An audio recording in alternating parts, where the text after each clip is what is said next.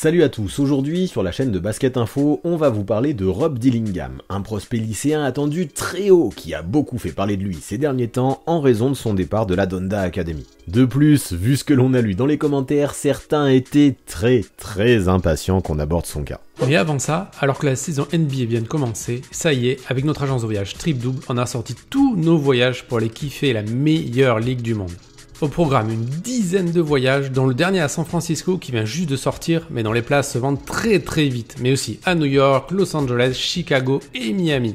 Pour la toute première fois, on organise un voyage sous le soleil floridien et ça va être du lourd. 7 jours sur place pour aller voir 3 affiches de l'Est du 27 février au 5 mars avec les Knicks, les Sixers et les Hawks qui seront en visite à la FTX Arena. Mais le clou de ce voyage, ce sera la possibilité de jouer sur le parquet. Oui, un parquet NBA, une dinguerie. À New York et Los Angeles, on aura aussi la possibilité de jouer sur un parquet, alors qu'à Milwaukee, où on ira sur le voyage à Chicago, vous pourrez repartir carrément avec un bout du filet. Puis au United Center, on shootera un lancer franc, tout comme au Chase Center de San Francisco. Ne tardez pas, il n'y aura pas de place pour tout le monde, et pour en savoir plus, rendez-vous sur tripdouble.com. Puis si vous avez déjà prévu d'aller à New York par vos propres moyens, sachez qu'on peut vous proposer certains matchs des Knicks avec une fan expérience. Par exemple, si vous avez prévu d'aller au Madison Square Garden pour voir les Knicks, si vous prenez un billet en passant par nous, vous pourrez soit assister à l'échauffement des joueurs, sur les premiers rangs avant l'ouverture du public, ou alors encore plus dingue, tenter un lancer franc après le match. Pour ça, rendez-vous sur tripdouble.com ou en envoyant un email à contact@tripdouble.com.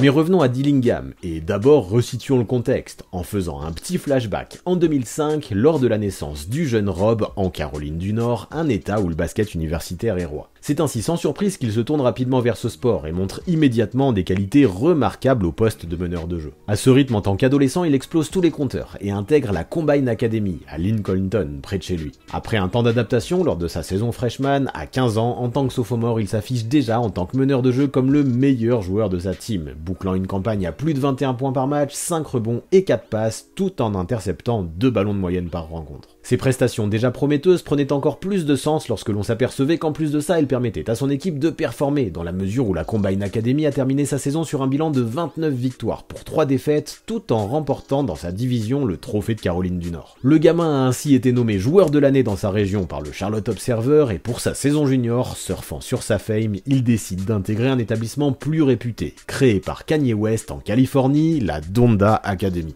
Là-bas, on lui promettait d'être sous les projecteurs et d'évoluer avec les meilleurs prospects du pays, tout en participant aux plus grands tournois nationaux et en s'entraînant au sein d'installations de pointe financées par le sponsor principal Adidas dans les locaux de la Mamba Academy, auparavant détenue par Kobe Bryant. Avouez qu'il y a de quoi faire rêver un adolescent qui envisage de jouer au plus haut niveau et de se préparer au plus tôt comme un futur professionnel. Avec un programme scolaire adapté et des cours particuliers, les lycéens pouvaient alors passer 6 heures par jour à jouer au basket et à s'entraîner avec des coachs d'élite recrutés pour l'occasion. Soyons honnêtes, ça semble logique, le jeune Rob avait directement des étoiles dans les yeux à l'idée de fréquenter Kanye West et de porter des tenues designées par l'équipe de l'artiste chaque jour sur le terrain dans des conditions censées être optimales. Aux côtés d'AJ Johnson, un autre prospect hyper prometteur, Dillingham s'impose pour sa première saison en Californie comme le meilleur joueur de sa team et brille non seulement pour son scoring mais aussi pour sa capacité à mettre en valeur tous ses coéquipiers. Malheureusement ça, il n'a pas pu beaucoup le montrer car l'établissement venant d'ouvrir ses portes, l'équipe passe la majeure partie de son temps à s'entraîner et dispute essentiellement des matchs exhibition.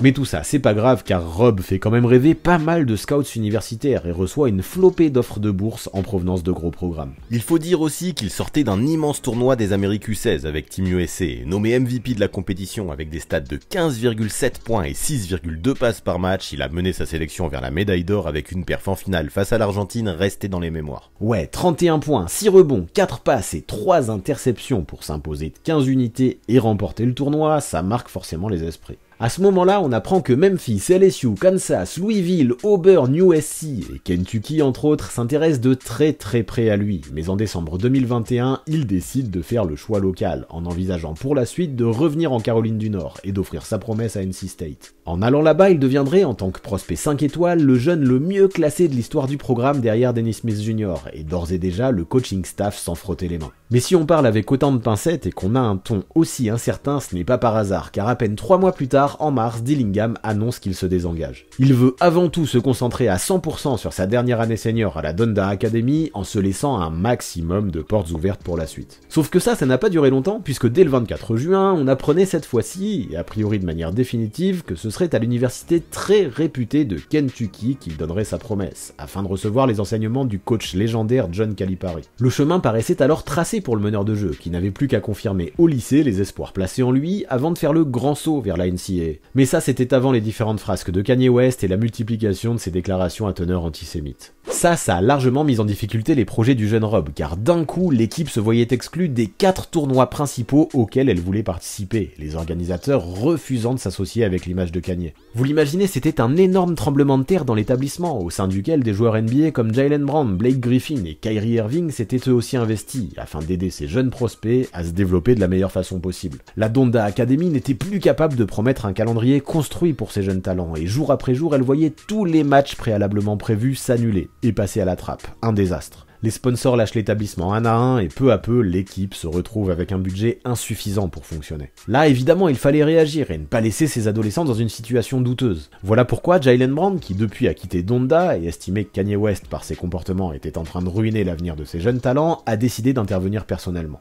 D'abord, il a organisé des matchs à Atlanta, indépendamment de la Donda Academy, afin que les gamins puissent continuer à jouer dans des conditions décentes. Ensuite, en compagnie d'autres joueurs NBA, il fait appel à plusieurs partenaires pour permettre à l'académie de fonctionner et organise des appels en visio afin de conseiller les jeunes et leur permettre de rebondir de la meilleure façon possible. AJ Johnson, qui depuis a été transféré à la Northridge Academy en Caroline du Sud, en parle rapidement. Les joueurs NBA nous ont dit qu'ils nous soutiendraient et qu'ils nous aideraient à traverser cette situation. Beaucoup de joueurs dans l'équipe sont arrivés en partant de rien et n'avaient nulle part d'autre où aller. Ils n'avaient aucun lycée de renom prêt à les recruter, et ils ont donc décidé de rester. La situation devenait alors dramatique pour ces adolescents qui en quelques mois sont passés de promesses exceptionnelles dans un établissement prêt à leur garantir un avenir de basketteur glorieux à une impasse qui ne leur permettait même plus de jouer. Le père d'un joueur de la Donda Academy, qui a choisi de rester anonyme pour protéger son fils, en dit davantage. Quand il est venu là, on nous a vendu qu'il pourrait devenir l'un des meilleurs basketteurs du pays, qu'il était déjà une star émergente et que l'établissement allait continuer à pousser dans ce sens. Rien de ça n'a eu lieu, et là, à cause de la situation, beaucoup de lycées ne veulent pas prendre de risques. Ils nous disent qu'ils nous recontacteront et qu'ils en parleront au département des admissions, mais nous n'avons toujours rien. Vu que la Donda Academy n'est pas un lycée accrédité, cela pourrait créer des problèmes. Le temps était compté avant que la saison high school commence et nous voulions faire en sorte que nos enfants aillent dans le bon établissement, mais la situation a largement compliqué les choses. Mais Rob Dillingham, qui lui avait l'embarras du choix, en tant que meneur le mieux classé de la classe 2023, n'a pas fait partie de ce groupe, et lui, en suivant les conseils de ses mentors, a décidé, on le comprend, de quitter le navire, direction la Overtime Elite à Atlanta. Ce fut un nouveau coup dur pour la Donda Academy, d'encaisser les départs coup sur coup de AJ Johnson et de Rob Dillingham, qui tous les deux pouvaient donner encore un minimum de crédibilité à l'établissement de Kanye West en termes d'image et de visibilité. Désormais, c'était trop tard et définitivement, l'avenir de cette académie et des joueurs qui s'y sont engagés est en train de s'inscrire en pointillé. C'était bizarre de voir comment l'équipe s'est fait exclure de tous les tournois pour lesquels elle était prévue en se basant sur ce que Kanye a dit. Nous n'y étions pour rien, mais ça a du sens. J'imagine que les marques et les sponsors ne voulaient pas être associés à lui et à ses déclarations. Donc tout ça, je le comprends, mais c'est injuste, car tout cela n'a rien à voir avec nous. Désormais, c'est comme si toute notre vie, on allait garder le nom de Donda sur notre poitrine, l'image de lycéens qui ont joué pour Kanye. C'est son école, mais pour l'image de certaines personnes, comme les agents ou les marques, nous y sommes associés. Ça rend les choses plus difficiles pour nous, pour signer des contrats dans le cadre du NIL, ou même pour jouer ailleurs, donc nous essayons juste de trouver des solutions. Pire encore, Kanye, qui a toujours des responsabilités à la Donda Academy, fait le mort auprès des lycéens et de leurs parents. Des rendez-vous et des entretiens sont demandés pour avoir des précisions et savoir de quoi sera fait l'avenir des jeunes basketteurs, mais jusque-là, toujours selon les parents, toutes ces demandes ont été refusées. Dans ces conditions, on comprend bien que Rob Dillingham, dès qu'il en a eu l'occasion, et conseillé par le staff de Kentucky, ait décidé de faire ses valises. Pour Donald, son père, Kanye West, avait abusé de lui, en lui promettant monts et merveilles lors d'une discussion FaceTime lorsqu'il n'avait que 16 ans, et qui ensuite a tout fait pour éloigner l'adolescent de sa famille. J'ai été choqué de la façon dont les choses se sont faites. J'ai eu le sentiment que Rob m'a été enlevé et que tous les papiers ont été faits hors de ma connaissance ou de mon consentement. Mais que voulez-vous faire quand vous êtes un gamin de 16 ans et qu'un mec comme West vous promet des choses pareilles? Vous acceptez, et j'ai fini par le faire aussi, en pensant que malgré ces méthodes que je ne cautionnais pas, Rob se retrouverait dans une bonne situation. J'étais prêt à voir comment ça allait fonctionner. Le paternel n'a cependant pas hésité à expliquer publiquement sur les réseaux et notamment sur Facebook comment les choses s'étaient passées et comment Kanye et son équipe ont tenté constamment de l'exclure pendant tout le processus. Pour lui, et on peut aisément le concevoir, c'était un scandale que l'avenir de son fils mineur se décide dans son dos. Alors si nous aussi nous nous interrogeons sur ces méthodes et que nous nous inquiétons sur tous ces jeunes basketteurs prometteurs laissés en plan après leur passage par la Donda Academy, nous pouvons comprendre que chez les Dillingham, Rob le premier, tout le monde soit rassuré de ce nouveau départ prometteur dans la ligue lycéenne émergente que représente la Overtime Elite. Il faut dire aussi que face aux Colt Hearts, justement dans un match organisé par la ligue, il venait de signer une perf assez incroyable, 36 points, un festival de dribble et un clinique de basketball qui a convaincu tout le monde, les fans comme les coachs. On peut comprendre qu'au vu de la situation de Dillingham et qu'après cette prestation, les dirigeants n'aient plus hésité à l'idée de le recruter.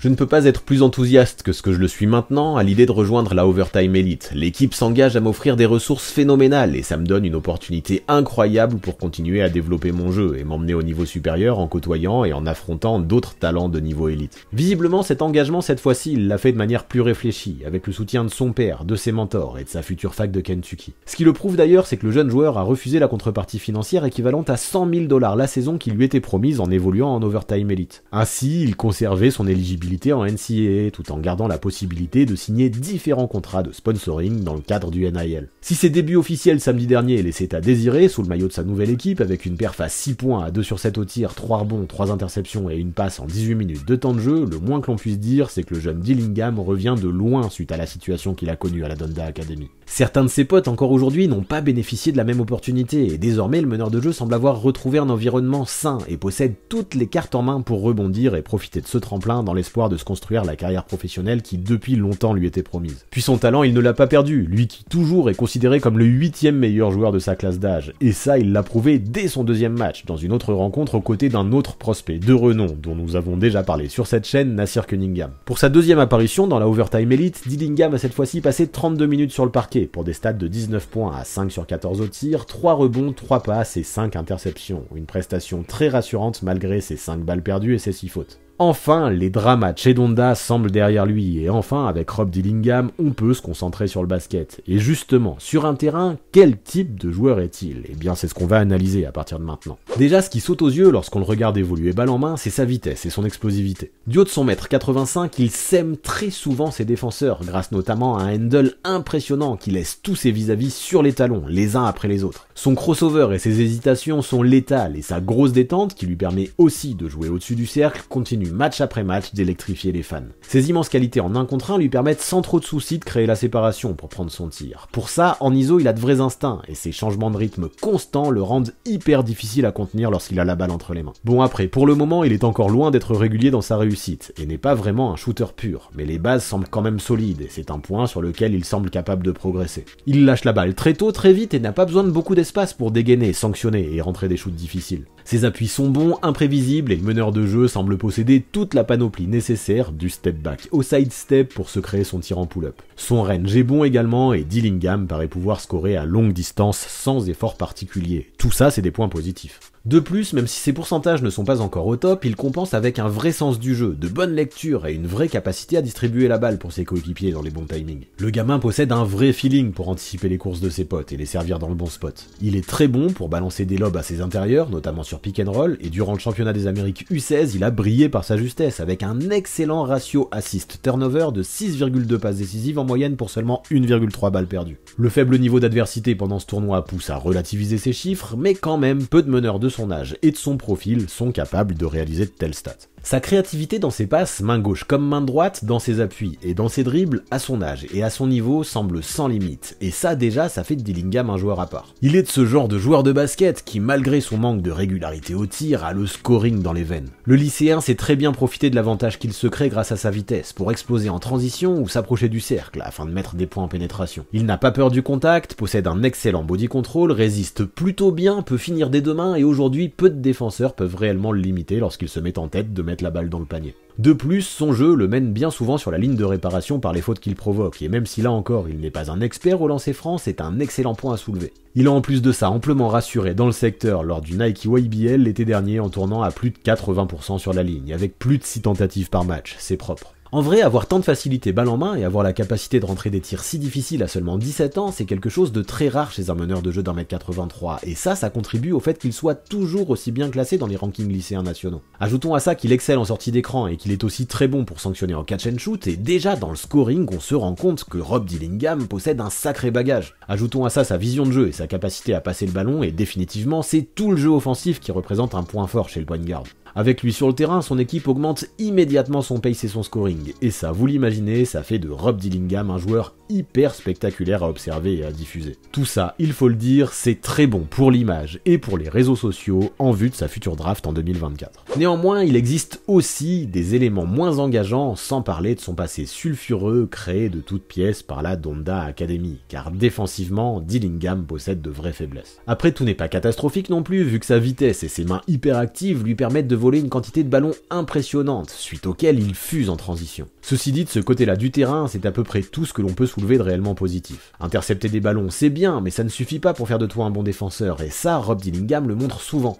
Il a beau être rapide, il manque de longueur pour contenir ses vis-à-vis, et son manque de carrure le met bien souvent en difficulté dès qu'il subit un écran. Si déjà ça se remarque au lycée, on ne vous raconte même pas comment cela pourrait devenir flagrant, voire handicapant, à la fac, et encore plus en NBA. De plus, il a beau être vif, il manque aussi parfois de discipline, et laisse trop souvent traîner ses mains, ce qui l'emmène à se voir siffler beaucoup de fautes évitables. On ne peut pas lui reprocher de manquer d'envie ou d'intensité dans le domaine, mais le chemin semble encore long pour l'imaginer performer défensivement. Surtout que malgré tout le bien que l'on a dit de lui en attaque, ce manque de physicalité peut aussi se ressentir offensivement. Même si, comme on l'a dit, son body control est bon et que le contact ne lui fait pas peur, parfois, face à des intérieurs plus tankés, il peut se retrouver complètement déséquilibré en l'air. Ses capacités athlétiques limitent amplement ce phénomène, mais là encore, plus le niveau augmentera, plus il aura affaire à des Golgoth et plus ça pourra le pénaliser. D'ailleurs, parfois, ça se voit, et ce fut le cas notamment lors des 2 premiers matchs qu'il a disputés au sein de la Overtime Elite. Lorsque la défense de la peinture est trop compacte, Dillingham peut avoir une fâcheuse tendance à oublier son drive et à se compliquer la tâche en envoyant des pull-ups difficiles. Même s'il est tout à fait capable d'en mettre certains très difficiles, bien plus que la moyenne des autres joueurs, cela a néanmoins un impact significatif sur ses pourcentages, il en est conscient. Je ne vais pas mentir, driver devient plus difficile car maintenant les intérieurs essaient de me découper.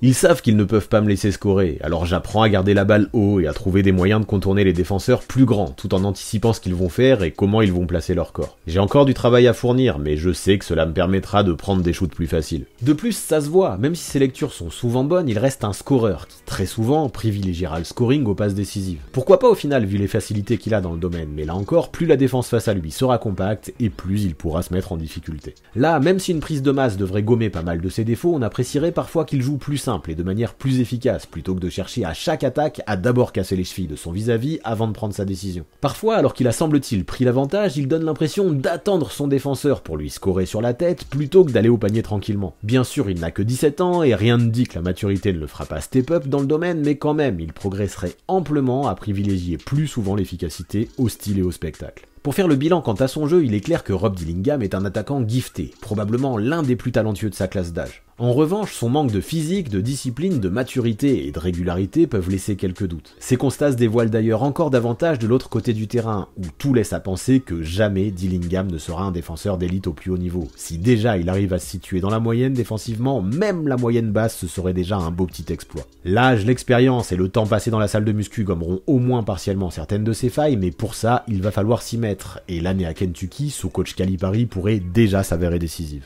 Alors que peut-on imaginer et souhaiter à Rob Dillingham pour le futur? Même si à ce jour les mock drafts 2024 qui concernent les lycéens sont plus qu'incertaines et ressemblent plus à une grille de loto qu'à de réelles prévisions, pour le moment les doutes qui l'entourent ne lui permettent que rarement d'être envisagé parmi les lottery picks. On parle de lui au premier tour sans trop de problèmes, mais plutôt entre la 15e et la 25e place, ce qui prouve que malgré tout le talent que le gamin possède, il existe encore beaucoup de doutes sur sa capacité à continuer à performer de la sorte au niveau supérieur face à des joueurs plus expérimentés, plus âgés et plus physiques. Si l'expérience à la Donda Academy a fait office de bad buzz et l'a probablement fait un peu chuter dans les classements récents, ça n'explique pas tout, et définitivement le prospect a encore du boulot avant d'avoir la certitude de s'imposer en NBA. L'an prochain à Kentucky, il rejoindra plusieurs freshmen de renom dans la Basketball Factory, avec des prospects tous déjà bien classés dans les mocks, comme Aaron Bradshaw, Reed Shepard, Justin Edwards et même DJ Wagner, dont nous avons dressé le portrait ici et qui vient de donner son accord. Dillingham est bien conscient que le défi sera de taille, et justement c'est pour ça que lui, bien guidé par sa mère, a décidé de rejoindre le programme dès la fin de sa visite sur le campus. J'ai tout de suite senti que tout était plus professionnel, l'atmosphère montrait que là-bas il faudrait se mettre au travail pour faire sa place, mais que si vous acceptiez ce challenge, vous obtiendriez tout ce que vous voulez. Coach Cal a dit dès le début à ma mère que rien ne serait facile, mais que tout était possible. C'est pour ça qu'elle a aimé ça. Elle voulait que je puisse survivre à un défi difficile et que je passe par toutes les étapes que ça impliquait. Aujourd'hui, en plus du soutien de ses parents, il bénéficie aussi de l'appui de Chris Paul, qu'il a coaché au tournoi Pete Jam cet été et qu'il a pris sous son aile. On n'en doute pas, il lui distillera de savants conseils quant au playmaking et au leadership qu'il devra endosser en tant que meneur sur le parquet, et nul doute que ça ne tombera pas dans l'oreille d'un sourd. Pour le moment, Dillingham ne se projette pas trop loin, ne sachant que trop bien que dans la carrière d'un basketteur lycéen, tout peut basculer en quelques jours. Ses anciens coéquipiers de la Donda Academy peuvent en témoigner. Alors pour le moment, la NBA, il n'en parle pas. Ce qu'il veut, c'est progresser au maximum cette saison en Overtime Elite avant de rejoindre Kentucky l'an prochain.